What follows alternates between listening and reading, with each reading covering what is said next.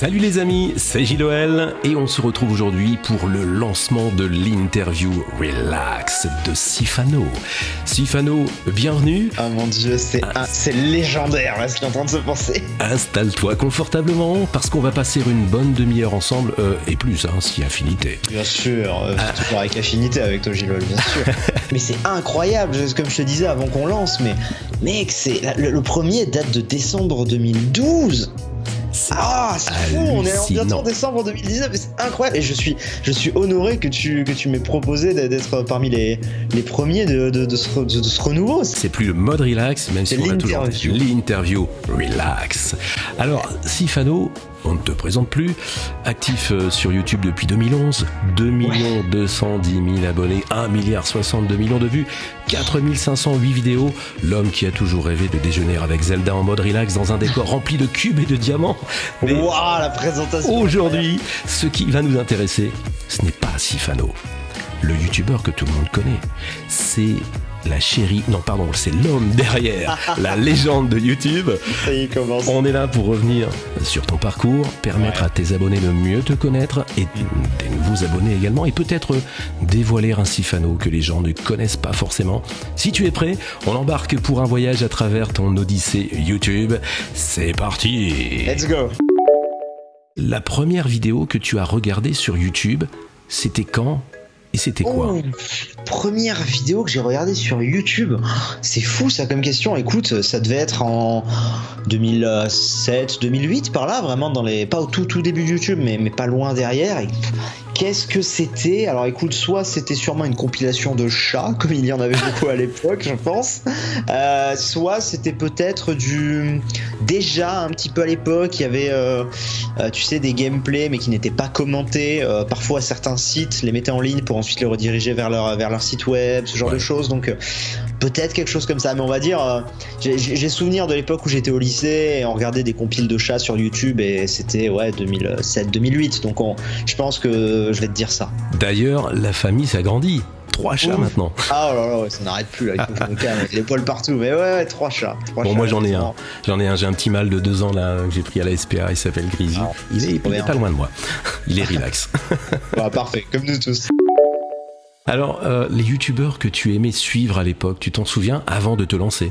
Avant de me lancer, écoute, avant de me lancer, en fait, j'ai découvert le concept de youtubeur en lui-même, on va dire sur le tard, avant de me lancer. C'est-à-dire que j'ai découvert des youtubeurs et je me suis lancé peut-être 1 mois ou 2 après.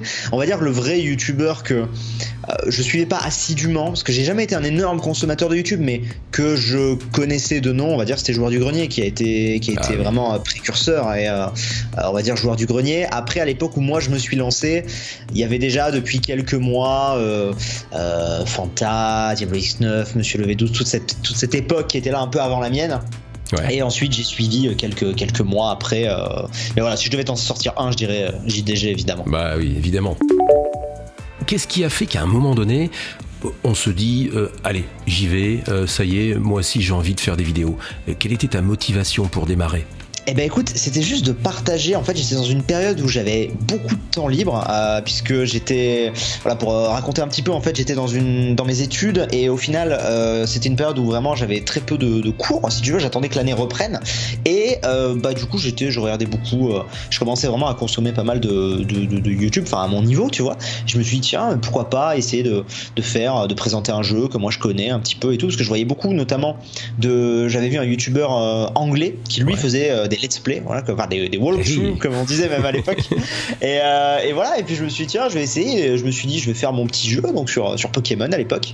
Et moi dans ma tête je me faisais mes quelques épisodes sur le jeu. Une fois que le jeu était fini, je m'arrêtais là, tu vois. Et puis bon, ça s'est jamais arrêté. Donc tu avais déjà une idée précise de ce que tu voulais faire, ou c'était juste l'envie d'essayer ? Non, en fait si tu veux, j'avais pas forcément une envie particulière.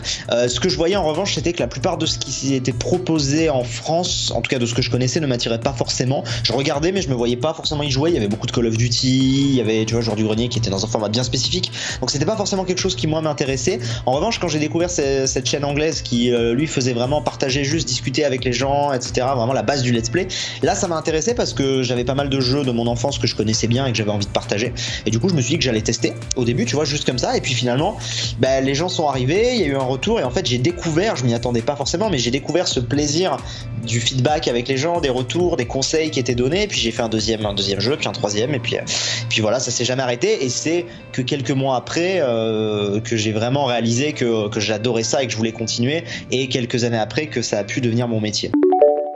Comment tu t'es débrouillé pour produire ta première vidéo? Quel était par exemple ton premier boîtier d'acquisition vidéo, ton setup? Mon premier boîtier d'acquisition. Alors ma première vidéo, il y avait même pas de boîtier d'acquisition, parce que ma première vidéo c'était vraiment filmé avec mon iPhone 4 et tout à l'époque, tu vois, posé sur une pile de livres et qui filmait mon écran, parce que j'y connaissais rien, parce que alors moi je suis une bille en informatique, donc j'y connaissais absolument rien.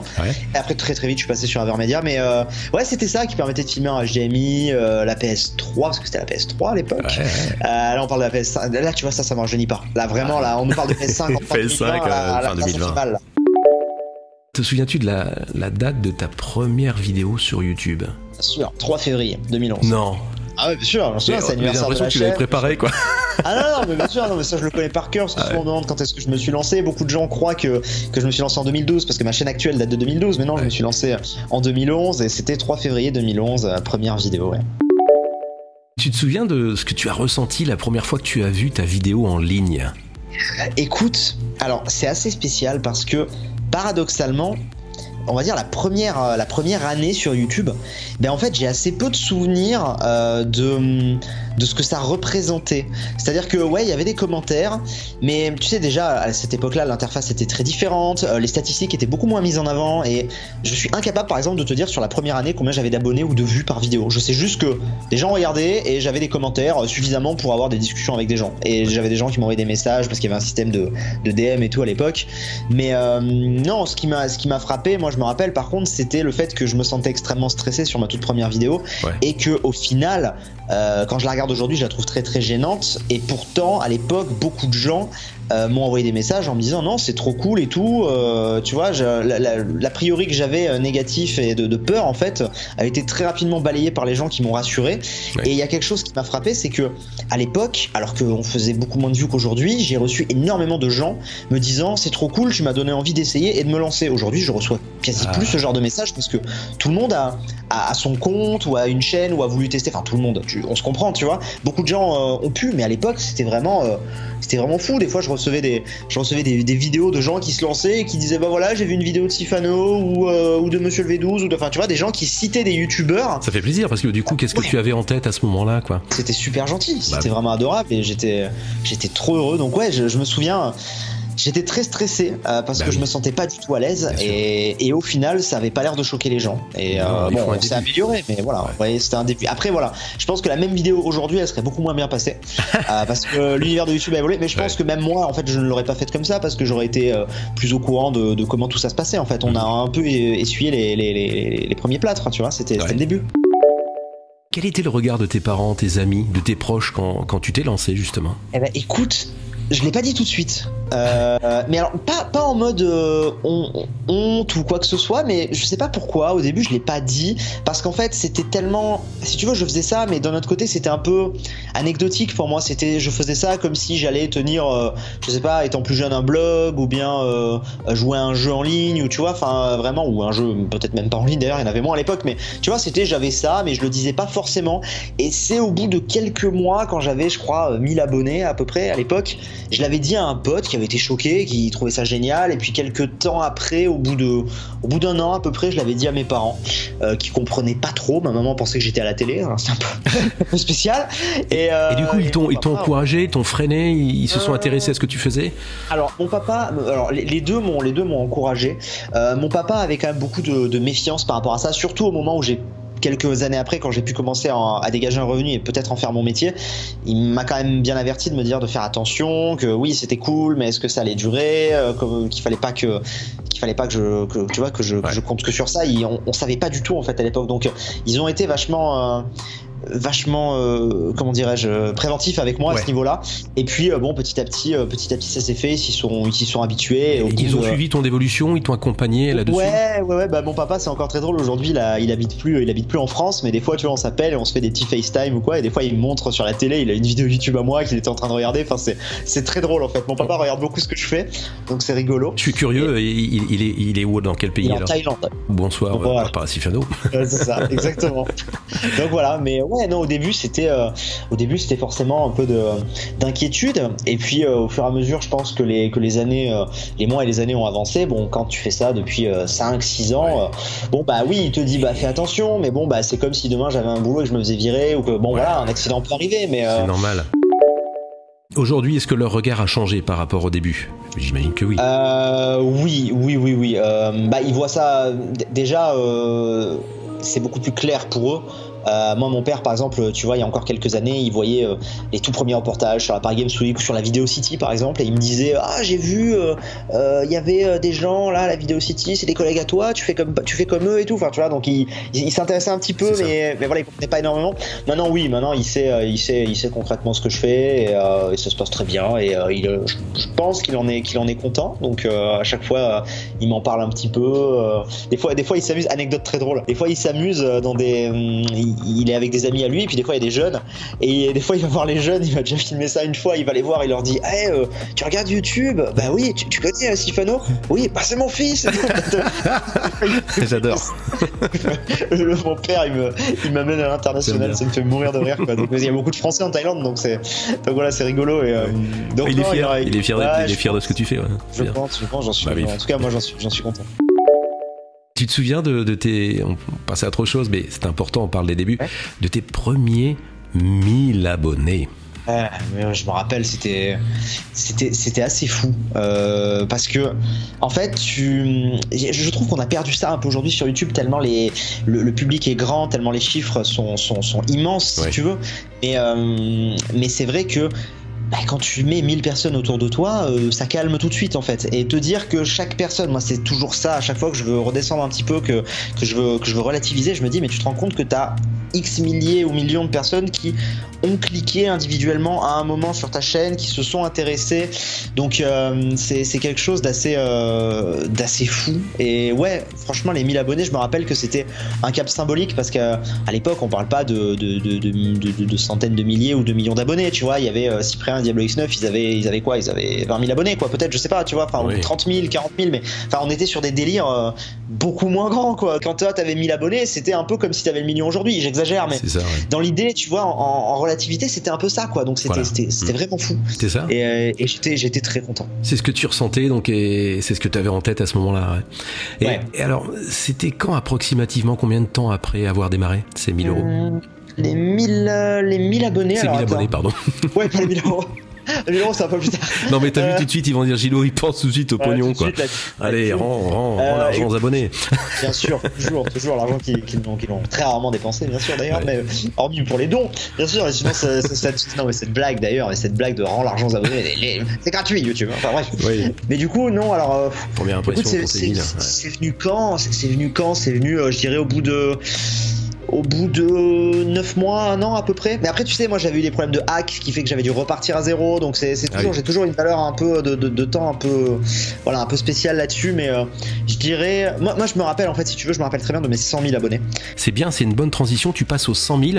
Ça veut dire que tu as zappé peut-être une tranche qui t'a pas trop marqué, ou tu as pas trop fêté les 10 000. Alors si, j'ai fêté je me rappelle avoir fêté les 10 000, mais si tu veux, les 10 000 sont arrivés très vite. Enfin très vite. En fait, ce qui s'est passé, c'est que vu que sur ma première année, j'étais sur une ancienne chaîne où j'avais accumulé des gens, et ensuite, si tu veux, j'ai relancé une nouvelle chaîne. On avait fait des séries à plusieurs sur Minecraft, c'était l'explosion de Minecraft, et du coup nous avait fait tous décoller. Donc en fait, en pas longtemps, en relançant une nouvelle chaîne, j'étais assez vite monté à 3, 4, 5, 6 000 abonnés, tu vois. Donc en fait, les 10 000 étaient arrivés assez rapidement. Moi je me rappelle que les 100 000 étaient arrivés, genre ça va te donner un ordre d'idée. Je me suis lancé le 3 février 2011 et j'ai relancé une chaîne 1er janvier 2012. Donc voilà, chaîne neuve, et j'ai eu mes 100 000 abonnés pour Noël. 2012, donc moins d'un an après. Donc ça avait été, on a été pris dans le boom de Minecraft comme l'année dernière, Fortnite, tout ce genre de choses, tu vois. Et d'autres youtubeurs l'avaient déjà un petit peu atteint, ça commençait à se faire, donc c'était un peu le nouveau truc, un peu, tu vois. C'était un peu le nouvel objectif qu'on savait possible. Ouais, voilà. Et puis voilà, qu'on savait possible. Donc voilà, non, mais les 10 000, je me rappelle avoir fait une vidéo, mais les 10 000, ça a dû arriver vers, je dirais vers mars, à peu près mars 2012, quelque chose comme ça. Ça a été exponentiel en fait. Et donc 100 000, t'as fait quelque chose de beaucoup plus explosif au niveau de 100 000 abonnés. J'avais fait une énorme rétrospective. J'aimais bien faire ça à l'époque. Pour mon million, j'ai fait pareil. Donc, mais enfin, en plus travailler avec plus de choses dedans. Mais ouais, j'avais fait une énorme rétrospective. Et la même chose pour les 500 000, pour le demi-million alors. Les 500 000, non, c'était pas une rétrospective. Les 500 000, qu'est-ce que c'était? Je crois que c'était un gros jeu avec plein de guests. Il me semble qu'on avait fait une grosse vidéo avec plein de guests et ça avait fait marrer les gens. Un truc un peu exceptionnel. Mais alors, on se demande ce que tu as bien pu faire pour le million d'abonnés. Le million, bah du coup le million pour le coup voilà, grosse rétrospective, mais qui a été vraiment beaucoup mieux montée, où j'avais quelqu'un qui m'avait aidé, j'avais vraiment toute une partie où je m'adressais aux gens. C'était un peu un best-of finalement de tout ce qui me plaisait le plus dans YouTube. J'avais envie de refaire partager des moments, les meilleurs moments, et puis en même temps un peu dire ce que j'avais sur le cœur. J'ai toujours beaucoup aimé discuter avec mes abonnés, donc c'était important pour moi à l'époque. Quels ont été les moments décisifs dans ton parcours? C'est les moments marquants qui, avec le recul, ont été importants pour toi. Alors, bon, évidemment, le début, hein, forcément, c'est le moment, évidemment, sans quoi rien ne serait lancé.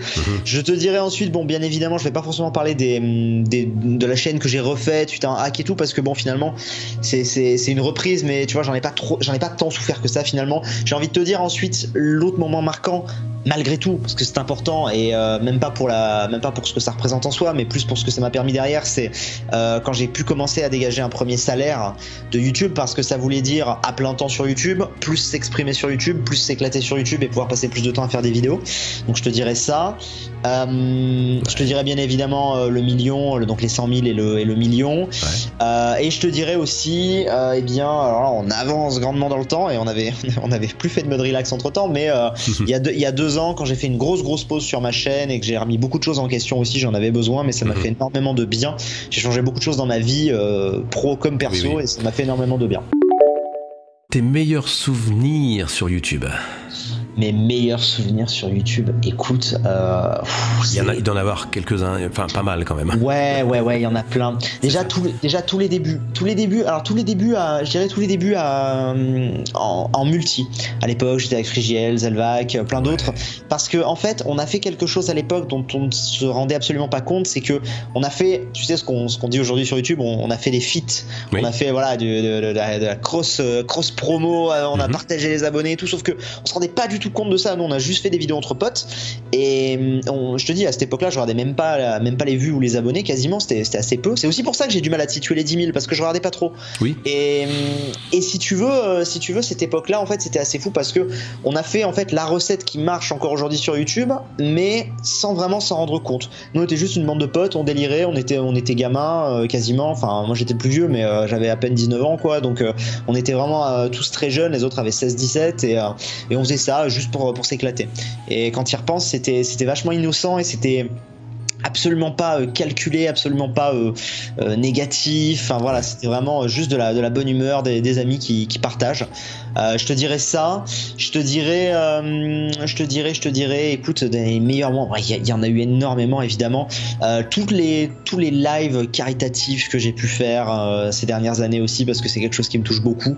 Et c'était fou de voir qu'on pouvait lever des dizaines de milliers d'euros pour des gens qui sont malades, et c'était génial de voir la communauté se réunir pour ça.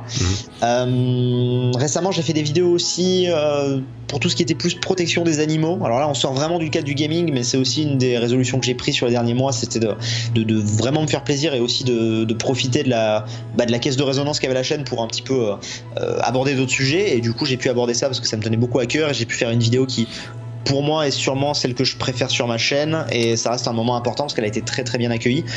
Et je dirais quand même, parce que sinon on va me le dire dans les commentaires, tout mon let's play sur Breath of the Wild qui a été un raz-de-marée, ça a été un tsunami, ça a été un tsunami sur ma chaîne, genre vraiment j'avais jamais connu ça, c'était incroyable. Mais oui, tu as raison de le souligner, on pouvait pas ne pas en parler, on va dire, effectivement. Alors c'était dingue. Le contraire, c'est-à-dire les moments difficiles, de doute, de remise en question, des moments où tu t'es senti peut-être blessé ou attaqué injustement. Ouf, il y en a plein.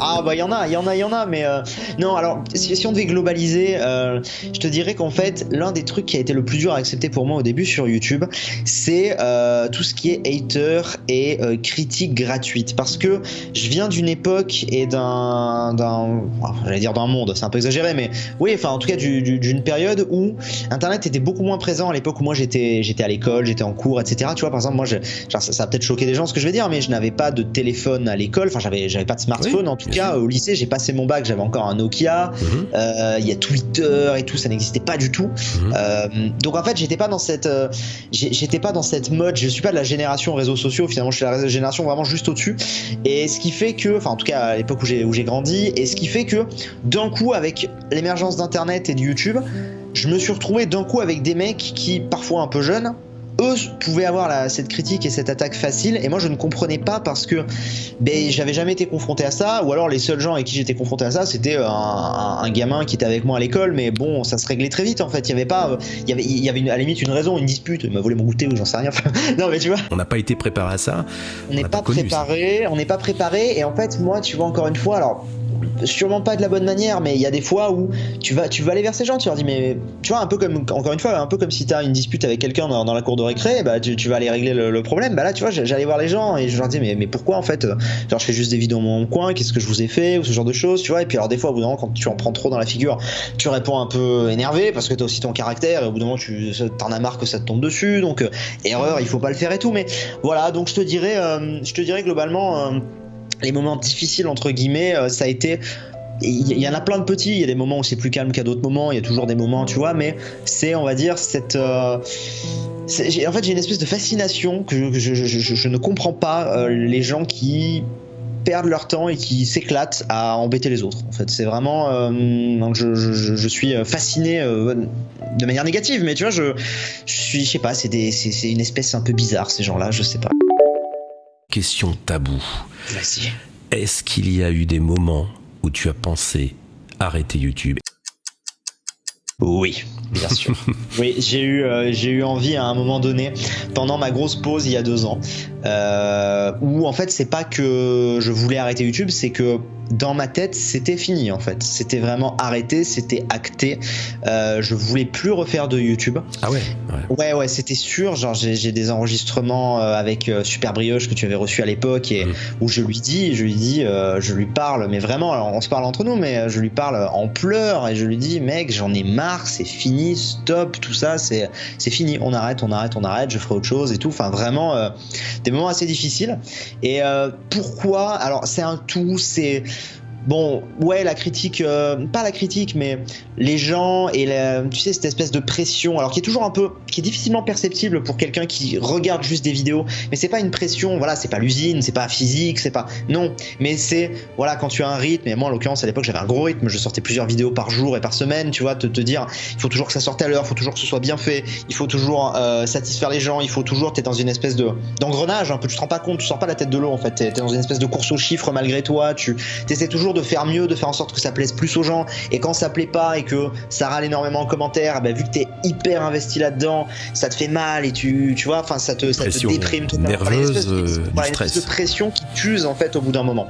C'est ça. C'est vraiment ça.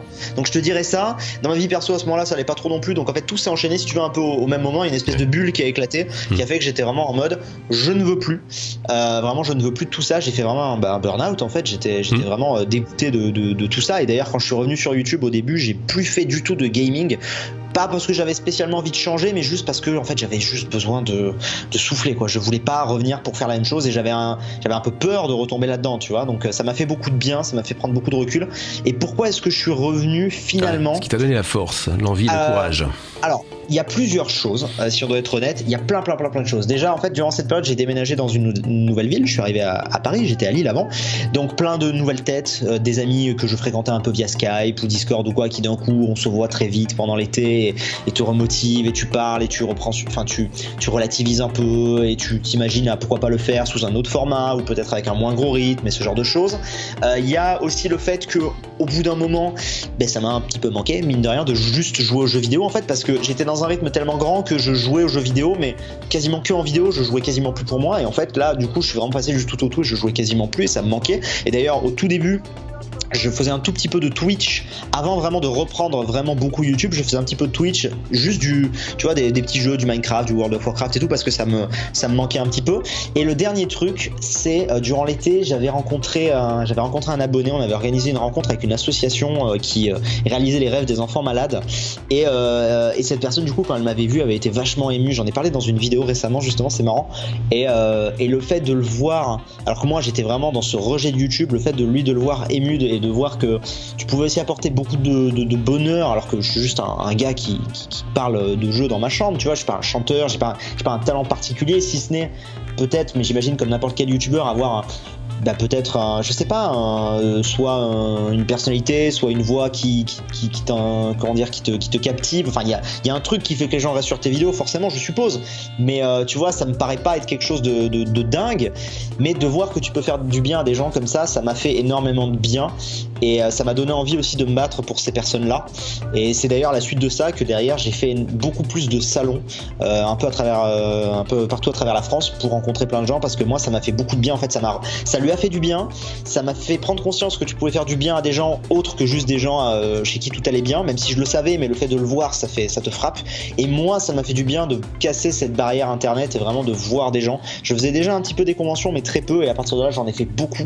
Et ça a été un peu ma thérapie en fait aussi, tu vois, de voir les gens, de voir des gens qui justement, là t'as pas cette barrière d'internet où il va y avoir des haters, des machins, non, c'est que des gens gentils qui sont là, qui discutent, qui te font des retours sur tes vidéos, qui te disent ce qu'ils ont aimé, ce qu'ils ont moins aimé, et c'était vachement ça fait beaucoup de bien. Ouais. Donc cette période sombre entre guillemets, c'était à peu près il y a combien de temps à peu près ? C'était l'été 2017. Ouais. L'été 2017, donc c'était il y a un petit peu plus de 2 ans, mais c'est une période qui aujourd'hui, tu vois, qui t'a servi. Exactement, et qui me permet de ne pas refaire les mêmes erreurs et qui me fait beaucoup de bien. Enfin, qui m'a fait bien avec du recul. Je pense qu'on l'a plutôt, je dis on parce que je considère toute la chaîne, tu vois, mais je pense qu'on l'a plutôt bien traversé et bien géré.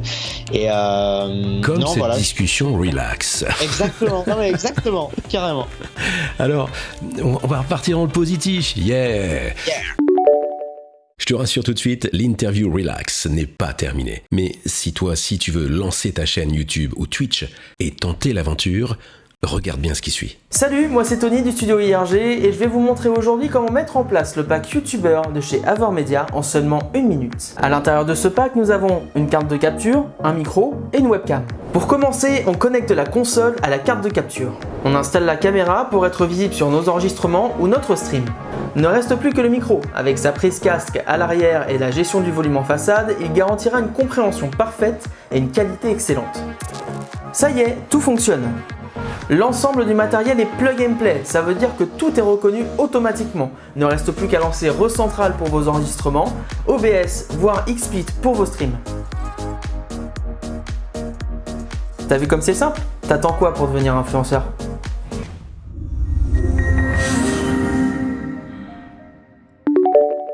Tes meilleurs souvenirs de rencontres avec des abonnés, c'était dans les conventions, la PJW, dans d'autres événements ? Je pense qu'un de mes meilleurs souvenirs, c'est celui que je viens de te décrire, ouais. Avec l'association. Après, il y a effectivement dans les conventions, alors je pourrais pas forcément t'en citer une en particulier, mais ouais, le fait de, tu vois, je comprends toujours pas. J'arrive à 14h, on a fait la pause du midi et d'un coup t'as je sais pas 200 personnes dans une file d'attente qui attendent pendant 2 heures juste pour te parler 30 secondes, 1 minute, 2 minutes. Je suis là, je me dis mais enfin, moi je le ferai pas pour moi, tu vois, donc ça me frappe et ça me fait tellement de bien qu'à chaque fois les gens sont tellement bienveillants, ils te font beaucoup de même des gens qui ne te suivent plus aujourd'hui viennent te voir juste te dire bah voilà, j'ai vu que t'étais là, t'as marqué mon enfance et on vient discuter, enfin voilà, ça fait énormément de bien. C'est le rayonnement que tu as en face de toi, il te renvoie du soleil, de la chaleur, quoi, c'est super. C'est ça. Que de bonnes choses, que de bons souvenirs comme ça, effectivement, quel que soit le nombre. Est-ce que quand tu vois cette file d'attente, tu es sur le stand, est-ce que t'es pas un peu gêné? Ouais, si, parce que moi je reste toujours quelqu'un d'assez timide malgré tout, et c'est vrai que quand t'arrives et que d'un coup tu vois 50 têtes qui se retournent sur toi, tu fais oh bonjour. ça fait toujours un peu drôle, quoi, forcément. Alors je m'y suis habitué, on va dire, mais je ne m'en lasse pas. Tu t'en lasses pas. Non, donc t'as pas de gêne non plus du type ils viennent pour moi, mais je suis rien, enfin c'est pas je suis rien, mais je suis pas une star, quoi. Ouais, c'est ça. En fait, si tu veux, voilà, c'est ça, c'est là où au début j'ai eu beaucoup de mal. C'est que voilà, je considère pas avoir un mec, je dis moi, mais on va dire pour moi c'est peut-être un peu réducteur, mais on peut englober 90% des youtubeurs gaming, tu vois. On n'a pas j'ai l'impression, un talent particulier. Mais à force de parler avec les gens, de discuter avec eux, j'ai l'impression qu'en fait ce talent, entre guillemets, si on devait en chercher un, c'est juste le fait de leur procurer des émotions, d'arriver peut-être à les captiver, notre manière de discuter.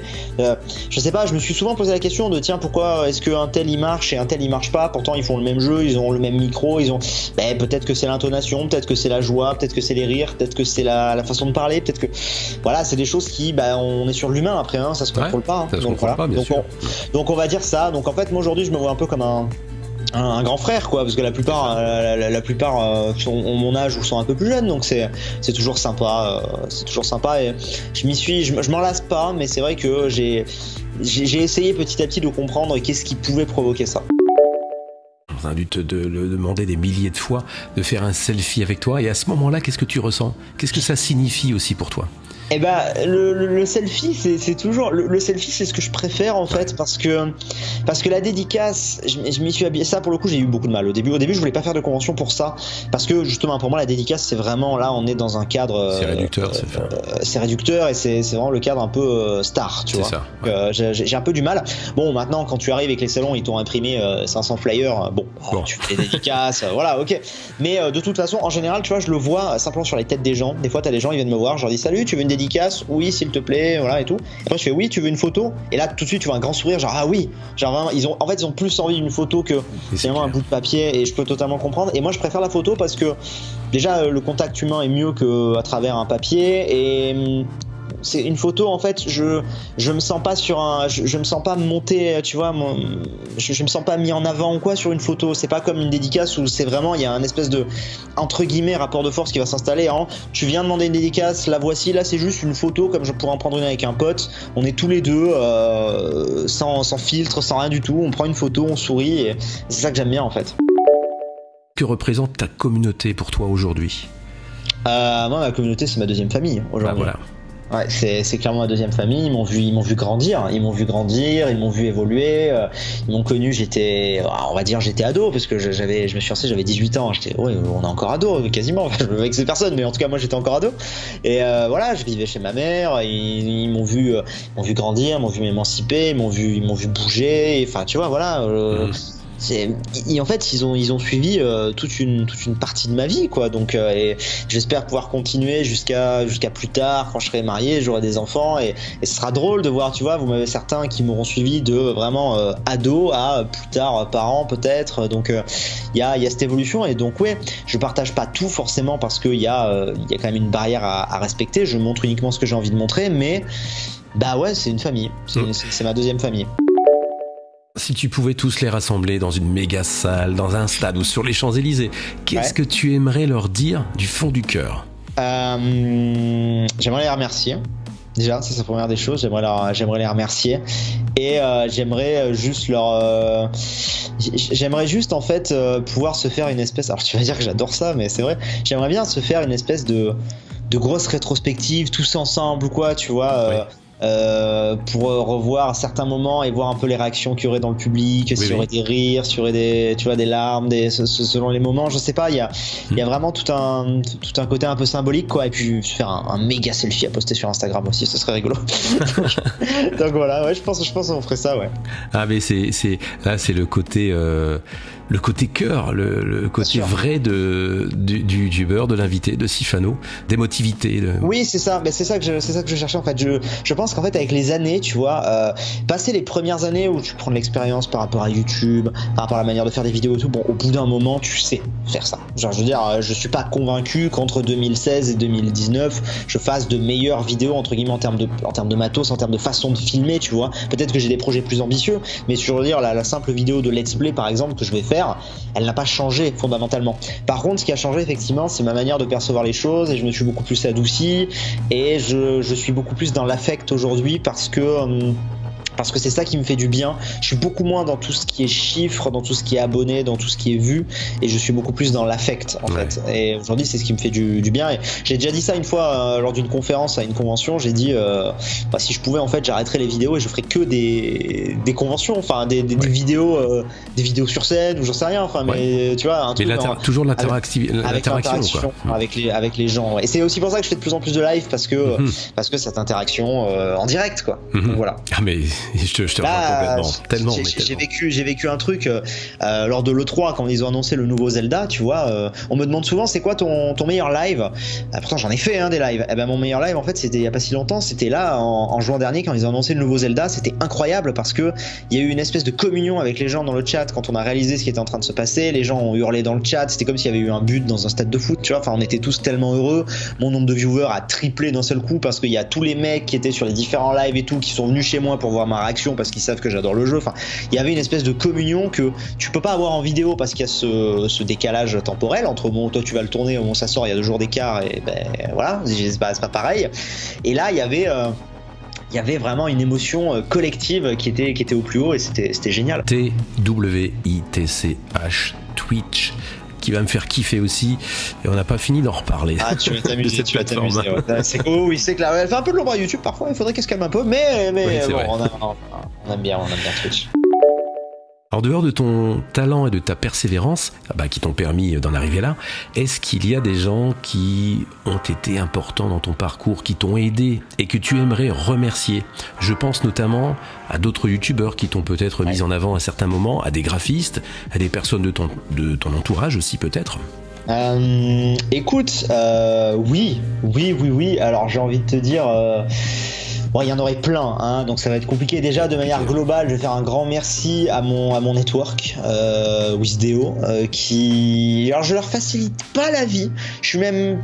Vraiment, alors par contre tu vois là on aborde un autre sujet de personnalité, mais vraiment dès que c'est business et dès que c'est travail, je suis un acharné, et si c'est pas fait à 100% carré, je suis insupportable, je suis vraiment c'est mon défaut d'ailleurs, il faut que je me calme là-dessus, mais des fois je suis trop à fond là-dessus, je veux que tout soit parfait et tout, donc je leur mène la vie dure, mais je les remercie parce qu'ils m'ont aussi permis d'évoluer énormément. J'ai envie de remercier évidemment les abonnés, ça c'est évident, et après si je devais te citer des personnes un peu plus individuelles, j'aurais envie de remercier bien sûr ma chérie qui m'encourage et qui comprend ce que je fais et qui m'aide énormément et qui me donne des idées et qui c'est vraiment très très plaisant. Et puis après je vais remercier, alors j'en ai plein hein, je vais remercier Magic Nup qui est mon monteur et qui est devenu un de mes meilleurs amis et qui m'encourage là-dedans, qui me dégage énormément de temps. Je vais remercier The Prof de maths avec qui j'ai fait beaucoup de vidéos et qui est devenu depuis mon agent sur YouTube et qui m'a aussi qui est devenu un grand frère, qui est devenu c'est vraiment quelqu'un qui c'est la personne en fait qui, tu vois, ça fait du bien aussi des fois, parce que même si j'ai beaucoup d'expérience sur YouTube, des fois tu as besoin de te refaire un peu remettre les idées en place, ou des fois tu fais fausse route ou quoi, et lui il hésite pas, et des fois il me dit non mais Julien là c'est pas bon du tout, faut que tu fasses ça comme ça et pas comme ça, et voilà, et donc il m'aide beaucoup, on parle beaucoup, et donc j'ai envie de le remercier lui. Et j'ai gardé bien sûr pour la fin Super Brioche parce que c'est mon frère de YouTube bien sûr, et en dernier j'ai envie de remercier Frigiel aussi parce que il y a toujours eu ce côté, cette petite rivalité avec Free qui aujourd'hui est totalement amicale, mais cette petite rivalité nous a aussi poussé l'un et l'autre à nous dépasser, à essayer de faire les meilleures vidéos possibles, et je pense qu'on n'aurait pas eu le même chemin si on n'avait pas été entre guillemets en concurrence. Donc voilà, après il y aurait des dizaines et des dizaines de personnes, je peux tous te les citer, mais on va dire vraiment les plus importants et qui ont compté, voilà. Et je suis content que tu aies mis en avant ton network, tout le monde ne le fait pas, et en même temps j'ai envie de dire t'as su rester fidèle à ce network, à Wisdeo, qui m'a aussi tendu la main à une période, qui m'a bien aidé, et c'est bien, c'est quelqu'un de fidèle. Écoute, vraiment, la quasi-totalité de ma vie YouTube, je l'ai faite chez eux, donc oui, je les remercie parce que voilà, il y a des hauts, il y a des bas, mais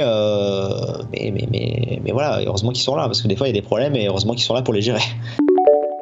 As-tu, Sifano, des projets ou une actualité dont tu aimerais nous parler? Oh là là, alors là j'attendais cette question parce qu'en fait depuis tout à l'heure, alors c'est ça, alors je suis désolé, je vais pas pouvoir te dire grand chose, on va essayer, mais je sais que tu vas arriver à me tirer vers du nez, mais tu sais qu'aujourd'hui en fait, c'est ce que j'ai dit récemment à un ami, en fait je me considère même plus comme vraiment youtubeur, parce qu'en fait j'ai tellement plus de projets à côté de YouTube que dans YouTube, c'est fou. Ouais, je comprends. C'est assez fou, mais j'ai énormément de projets à côté, et en fait aujourd'hui je prends énormément de plaisir à organiser quelque chose, tu vois, un projet à partir de A, d'une feuille blanche, et au final quelques mois après voir le truc émerger. La création. Ouais. Voilà, et j'ai envie de me servir de YouTube pour lancer ce genre de projet. Donc j'ai alors attends, là de tête j'en ai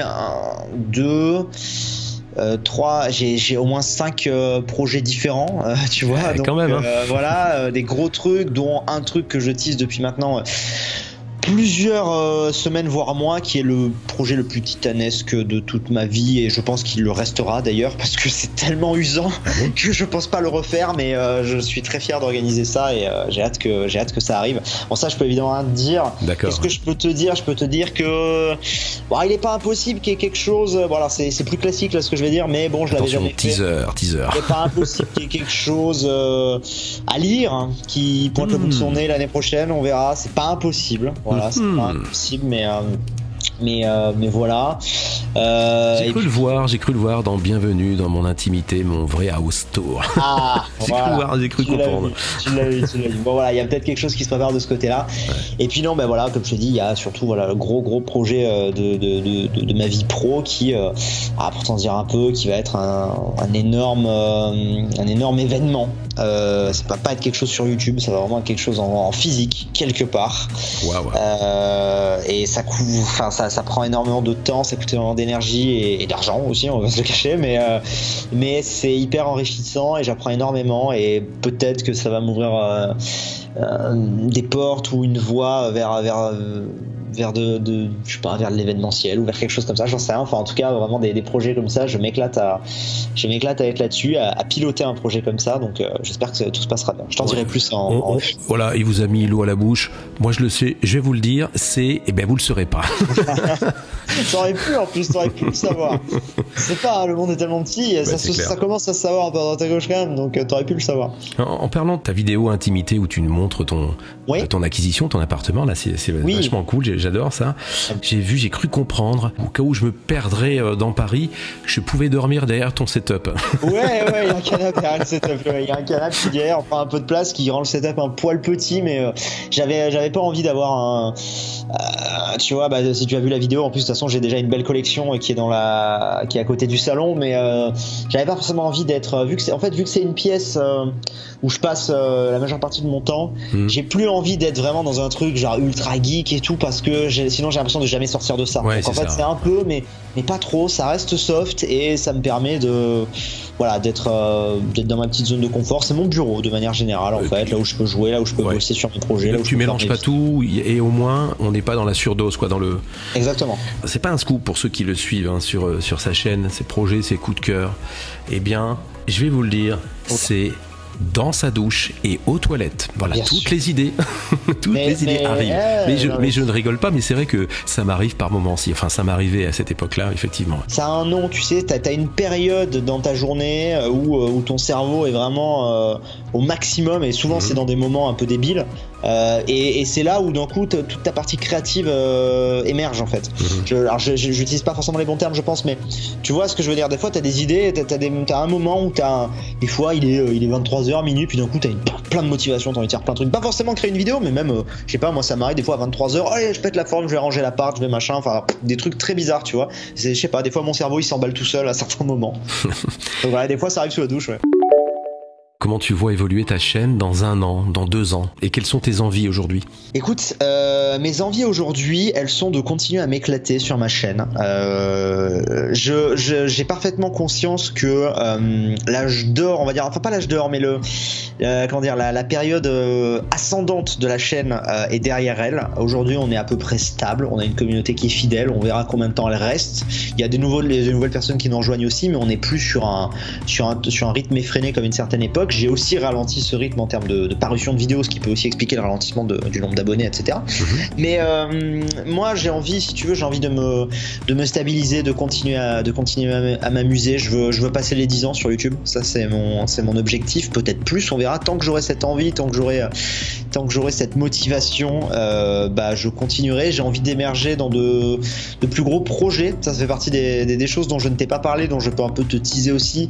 J'envisage peut-être de prendre des bureaux avec certains collègues à moi pour justement avoir des meilleurs endroits pour se retrouver, pour faire plus de vidéos, parce que des fois tu vois, viens à la maison, et alors entre celui qui est allergique au chat, celui qui habite loin, celui qui, tu vois, c'est toujours, puis si c'est pas rangé, puis si je me dis avoir un espace, alors des fois tu as le network qui peut te le prêter, ou l'agent qui va te dégoter un truc pour une après-midi et tout, mais c'est pas chez toi entre guillemets. Tu vois, enfin chez toi, genre si c'est mon espace, si c'est mon bureau, tu seras plus naturel et tu pourras plus t'amuser, quoi, j'ai envie de dire. Voilà, peut-être, donc ce genre de choses, et ça nous permettra peut-être de faire émerger des projets un peu plus constructifs et voilà, ce qui peut-être nous manque un peu aujourd'hui. Et puis à côté de ça, continuer à m'éclater sur tous les jeux qui sortent, les vidéos, créer des projets à côté, ça c'est vraiment ce qui m'éclate aujourd'hui. Et puis on verra, et puis après dans ma vie perso, avancer, continuer à grandir, tout simplement. Un coup de gueule à passer concernant YouTube, oui ou non? Peut-être. Non, je sais pas. Je te tente. Oui, il y en aurait tellement. Non, c'est les sempiternels notifications, les abonnements, la cloche elle est pas partie et compagnie là, mais non, en vrai, j'ai pas forcément de. Non, si, il y a peut-être un coup de gueule, mais c'est pas sur les changements que font YouTube, parce que évidemment, je vais pas te mentir, je préférais l'interface et l'algorithme de YouTube il y a 5 ans. Mais ça nous était plus profitable. C'est clair. Mais bon, écoute, c'est les règles du jeu. Moi, j'ai toujours dit, si demain YouTube veut totalement changer les règles du jeu, évidemment, je serais dégoûté au fond de moi. Mais écoute, c'est une entreprise, ils font ce qu'ils veulent. Non, à la limite, ce que je peux reprocher, c'est peut-être le manque de communication là-dessus, le manque de clarté. Des fois, on n'est pas forcément mis au courant, on comprend pas trop. Il y a toujours des fois des périodes de flou pendant 1 semaine, 2 semaines où tu sais pas trop ce qui se passe. Soit t'es vu, ça se casse la gueule parce qu'il y a un nouvel algorithme, soit les notifications elles partent plus, soit t'es démonétisé, tu sais plus parce qu'en fait t'avais le droit d'un truc puis t'as plus le droit. Enfin voilà, peut-être à la limite un peu un manque de communication. Et des fois quand ils communiquent, ça leur est arrivé. Tu sais, il y a quelques mois, là, ils avaient fait une vidéo pour dire non, tout va bien, puis c'était fait dislike en masse parce que tout le monde voyait qu'il y avait un petit problème à ce moment-là. Donc voilà, des fois ils ont tendance à pas trop le dire, donc c'est peut-être ça, on va dire. Ce serait cool qu'il y ait un peu plus de transparence, mais même pas que pour moi, tu vois, pour tout le monde. En fait, tout le monde y gagnerait à ce qu'on soit un peu plus averti des changements de la plateforme, de savoir comment ça fonctionne, et voilà quoi. On va mettre un petit peu ça sur le tapis différemment.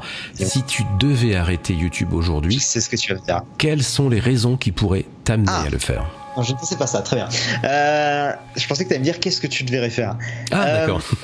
Non, écoute, quelles seraient les raisons qui me forceraient à arrêter YouTube? C'est une bonne ça peut indirectement aussi partir sur ce que tu venais de me dire à l'instant, effectivement. Oui, tout à fait. Alors, il y a 2 ou 3 raisons, je sais pas, enfin, je vais pas forcément les compter, mais en gros, la première des raisons, elle serait simplement que je ne m'amuse plus du tout. Ça c'est la première des choses, que je ne prends plus de plaisir, que ça empiète sur ma vie perso, enfin voilà, tu vois, s'il y a vraiment un moment donné je sens que je suis plus à ma place, je m'en irai de moi-même, il n'y a aucun problème. Si demain ma chaîne venait à beaucoup moins marcher, à plus faire de vues, etc., ça c'est pas du tout la question. Ça je m'en fiche totalement. Je sais qu'il y a des gens, j'ai déjà parlé avec des gens qui m'ont dit moi je m'arrêterai avant que YouTube m'arrête, j'ai pas envie un jour que ma chaîne elle coule et faire peu de vues et tout. Ça moi ça m'est complètement égal à la limite. Bon bien sûr si elle ne me permet plus de vivre, bah, j'aurai un taf à côté, et puis voilà quoi, il y aura peut-être moins de temps pour les vidéos, mais je veux dire, j'ai démarré YouTube par passion et je le terminerai par passion. Tu vois, moi à l'époque où je me suis lancé, on pouvait même pas gagner d'argent sur YouTube. C'est même pas que je ne gagnais pas d'argent, on pouvait même pas gagner d'argent sur YouTube quand je me suis lancé. Donc on peut pas me targuer de m'être lancé pour ça c'est clair. Non, donc je te dirais voilà, soit le manque de temps, soit plus l'envie. Tout simplement en fait, peut-être des projets à côté qui me motiveront plus, et puis voilà, juste que je me sentirai peut-être plus à ma place à un moment donné, selon la direction que prend la plateforme, selon mon âge, selon ce que j'ai envie de faire, voilà, tout simplement, selon de toute façon avec toutes les OPSP on va faire la retraite aux Bahamas dans 2 ans, enfin c'est évident, mais bien sûr, mais non voilà, non mais je rigole bien sûr, mais non voilà, je pense juste le jour où je me sentirai plus à ma place.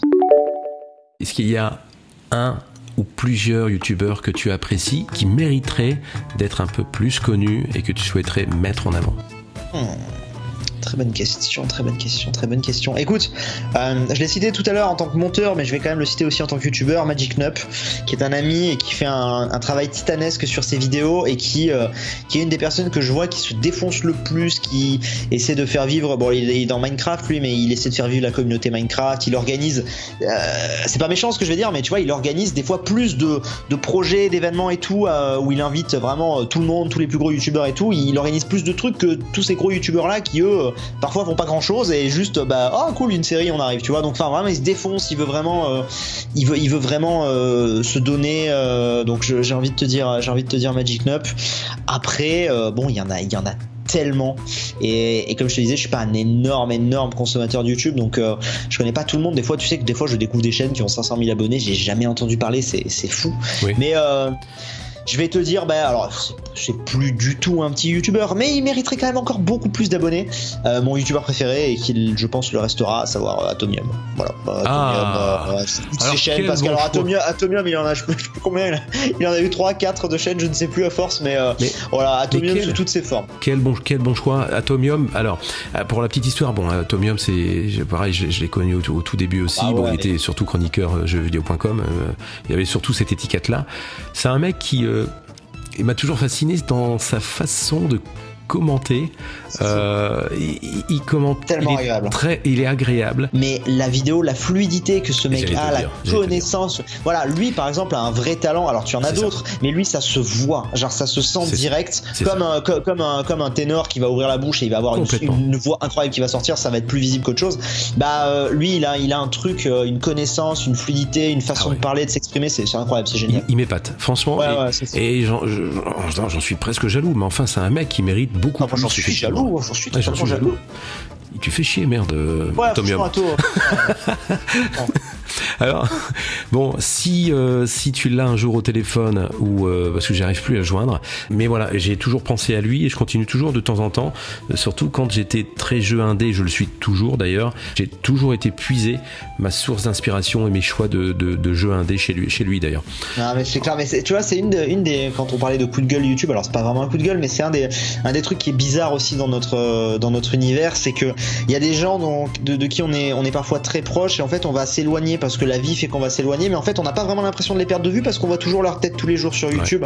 Mais pour autant on va peut-être plus envoyer ce message qu'on allait faire avant et tout. Moi il y a plein de gens aussi comme ça avec qui j'ai perdu contact, et des fois les gens me disaient pourquoi tu fais plus une vidéo avec un tel, vous êtes fâchés? Non, mais la vie en fait, enfin juste fait que c'est vrai qu'on s'est perdu de vue, et c'est vrai que moi je suis quelqu'un qui fonctionne beaucoup à l'affectif, je pense que ça s'est compris, et je me vois mal d'un coup relancer un gars juste en mode salut, ça fait 2 ans on s'est pas parlé, viens on fait une vidéo, tu vois, c'est non, donc voilà, c'est souvent l'affect, et puis le feeling quoi, tout simplement. Moi c'est beaucoup l'affect, je sais pas, on a beaucoup de choses en commun, c'est beaucoup l'affect aussi, et avec Atomium c'était ça, on s'est vachement apprécié à l'époque, et ce qui m'embête aujourd'hui, je le dis, c'est ce temps qui nous a un peu séparés, mais voilà, sache que c'est le message que je laisse passer, et puis tu lui diras de toute façon. Bien sûr, il n'y a aucun souci. Là, c'est intéressant pour tous les jeunes qui nous écoutent et qui nous écoutaient pas forcément à l'époque et qui ont peut-être dans un petit coin de leur tête l'idée de créer une chaîne et de se lancer sur YouTube ou Twitch. Quel conseil tu voudrais leur donner ? Oh, alors ça, tu sais que ça, pareil, on me la pose tous les week-ends. Ah oui. Et je réponds toujours la même chose, ne vous lancez pas. Non, je réponds ça, non mais très honnêtement, je blague un peu, mais non, bien sûr que l'aventure, elle est incroyable, mais c'est très compliqué. Tellement compliqué. Déjà, si vous êtes jeune, ne le faites pas, juste parce que vous allez prendre cher à un moment. C'est obligé, tout le monde a pris cher à un moment. Vous allez prendre cher et c'est très dur à encaisser. Et encore plus quand on est jeune. Et imagine, ça se passe mal et t'as montré. Je prends un scénar catastrophe, mais imagine, tu montes ta tête et c'est détourné, machin, et après au collège, tu te fais moquer. Enfin, non, c'est trop compliqué. Tu peux pas. Il faut surtout pas faire ça, selon moi. Donc, déjà, attendez d'être majeur. Attendez, si possible, d'avoir un diplôme. Ou en tout cas, d'être majeur et vous faites ça sur votre temps libre. Si vous voulez vous y lancer à fond un jour, très bien, terminez vos études et putain, tu sens le daron là, ça y est. Terminez vos études et comme ça vous avez un bagage derrière. Et après, bon, blague à part, enfin c'est un vrai conseil, mais on va dire, une fois que vous êtes sur YouTube, le conseil que je pourrais vous donner, et alors tu ne vas évidemment pas me contredire, le son, s'il vous plaît, ayez un bon micro, parce que vous pouvez faire la vidéo la plus intéressante du monde, vous pouvez vous faire mais peu importe, hein, du Zelda, du machin, vous pouvez vous faire votre top 1 Fortnite avec 30 kills. En 4K, en 4K, mais vous allez avoir un micro qui grésille, on comprend rien, ce que vous dites, c'est désagréable, on peut pas. Alors qu'à l'inverse, vous avez pas forcément de la 4K, vous avez juste de la 720p, voire même la 480 pour une première vidéo. Bon, 480 aujourd'hui en 2019 c'est compliqué, mais sait-on jamais. Mais vous avez un super micro, vous parlez bien et tout. Alors on vous demande pas d'être pro, évidemment. Nous, nos premières vidéos, on parlait pas aussi bien qu'aujourd'hui. D'ailleurs, on parle toujours pas bien. Enfin, moi je parle toujours pas bien. Mais on fait des efforts. Voilà, je fais des efforts. Mais voilà, c'est important d'avoir un bon micro, je pense, parce que c'est le plus important selon moi à choisir. C'est plus important d'avoir un bon micro qu'une bonne qualité visuelle à choisir. Mais complètement. Donc je dirais ça. Complètement. Et protégez-vous et réfléchissez bien à tout ce que vous dites, parce que même si vous n'êtes pas préparé, Internet, il l'est et il vous oubliera pas. Donc faites attention à tout ce que vous faites. Toute bonne chose a une fin. Ça passe tellement vite. J'ai fait une exception pour toi, mon Sifano. Sache que normalement le format est sur 30 minutes, mais je savais avec toi, tu as une dérogation. Je peux prendre un engagement avec toi maintenant ? Oui, tu peux, ouais. Je vous parie, les abonnés, que jamais il va tenir ces 30 minutes, il parle trop. 100%, tous ces relax, il va les déborder, c'est obligé. Un dernier message que tu voudrais partager avec tes abonnés. Qu'est-ce que tu aimerais qu'on retienne de toi ? Quel serait le dernier message que tu souhaiterais adresser à tes fans ? J'aimerais qu'on me retienne comme un gars entier, passionné par ce qu'il faisait, peut-être trop parfois, qui avait ses coups de cœur, ses coups de gueule, mais qui était un vrai fan authentique et qui a découvert YouTube vraiment à ses débuts et qui s'est éclaté, et c'est vraiment un peu une espèce de success story, parce que j'ai lancé un truc sans trop savoir ce que ça allait donner, et en fait c'est devenu mon métier un peu par la force des choses, et ça s'est emballé, ça s'est jamais arrêté, et aujourd'hui je m'éclate. Ton dernier message que tu souhaiterais adresser à tes fans ? Bah merci. Toujours, je sais, c'est bateau, mais non, mais merci, oui. Et puis juste adieu. Adieu et vive Zelda. Voilà. Zelda, très bien, c'est voilà, dans des cubes. C'est ça. Alors Sifano, merci à toi pour ce beau moment de partage. Merci à toi, c'est normal. Hein. Ouais, merci à tous de nous avoir suivis pour cette premier lancement de l'interview Relax, voilà, qui revient en force. N'oubliez pas, nous sommes tous des créateurs. On a tous quelque chose d'unique à partager. Alors faites-vous confiance, écoutez votre voix intérieure, suivez l'exemple de Sifano et créez quelque chose de nouveau, que ce soit sur YouTube ou ailleurs. Prenez soin de vous et des autres. Salut Sifano. Salut. Merci à toi d'avoir regardé cette vidéo et n'oublie pas, dans la vie, il faut toujours croire en ses rêves. À très vite pour une prochaine interview Relax.